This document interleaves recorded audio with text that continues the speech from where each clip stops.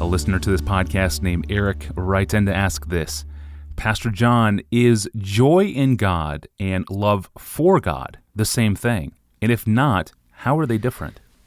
Before I answer how they're different, let me define what I mean by joy in God. And we had another question, I believe, on what that is. What is joy in God? So maybe I can kill two birds with one stone. In this context, I want us to think of joy not as a kind of emotional manifestation, because what I mean by joy can be manifest in weeping or leaping.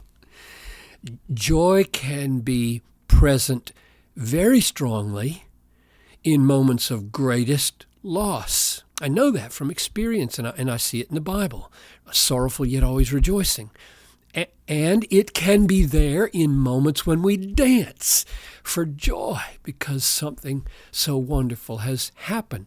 So that's the first clarification. Joy in God is not identical with any one kind of emotional manifestation. It can be present in and under many kinds of emotional manifestations. What I mean by joy, is my effort at a definition, is a deep, settled, emotionally satisfying yes from the heart to the supreme worth of God in all things. Let me say it again. A deep, settled, emotionally, I almost wanted to say restful, and that would be okay, an emotionally contented and emotionally restful and emotionally satisfying yes, just a deep yes from the heart to the supreme worth of God above all things in any circumstance. Now, when we see God for who he is, as supremely beautiful and therefore supremely valuable over all things, our heart says, yes, that is my soul's end. My quest is over. My longings will all be satisfied here in him. That's what I think joy in God is. Or to say it another way, joy in God is a deep, abiding soul disposition to treasure God over all things, or could use another word, cherish him or esteem him or prize him above all things. So I would say that kind of joy in God is the essence, but not the totality of what it means to love God. So I'm trying to get right at the answer to the question, what's the difference between joy in God and love for God? And I'm saying that what I just defined as the joy of God is the essence, but not the sum or the totality of what it means to love God. Flowing out from that essence, like streams from a spring or growing up like shoots out of a root, are other emotions that are part of love to God, like thankfulness, desire, yieldedness, and compliance to his ways and his will, expressions of adoration, and a comprehensive yes, not only to his value, but to his plan, the prospering of his plan for the universe. We look at the way God acts, and our love to God says yes to everything he is and does. So I'm saying that the essence of love to God is joy in God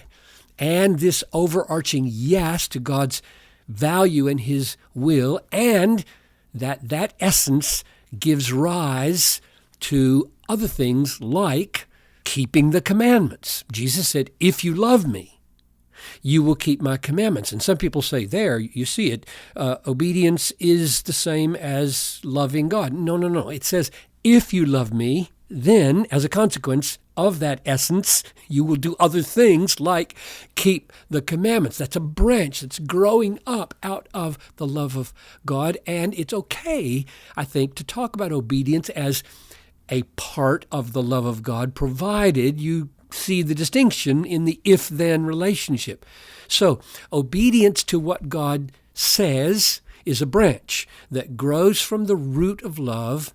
I doubt that it would be wrong to say obedience is part of what it means to love God in the big general sense. But I'm real jealous never to equate commandment keeping with the essence or the root of loving God.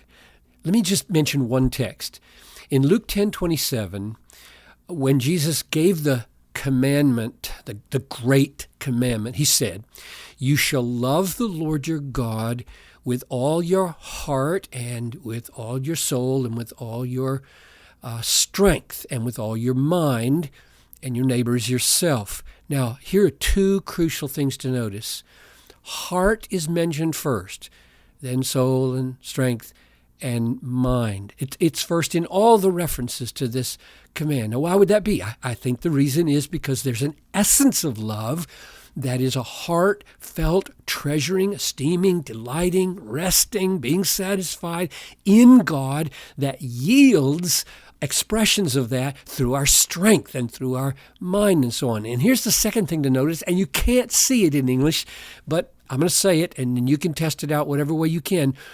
In Luke 10:27, when it says, "You shall love the Lord your God with all your heart," the preposition for "with" there translates the Greek ex, from, and when it says, "and with all your soul, with all your strength, with all your mind," all three of those prepositions are "en." They're different. Now, why would that be? Why would there be a unique preposition with "from the heart" and another preposition with soul, strength, and body, a preposition that means by? It's like an agency, with, in the sense of that's the instrument of the tool. And I think it's because the essence of love is rooted in the heart, and the heart's affections for God, and then that love is expressed with instruments of soul, strength, and mind.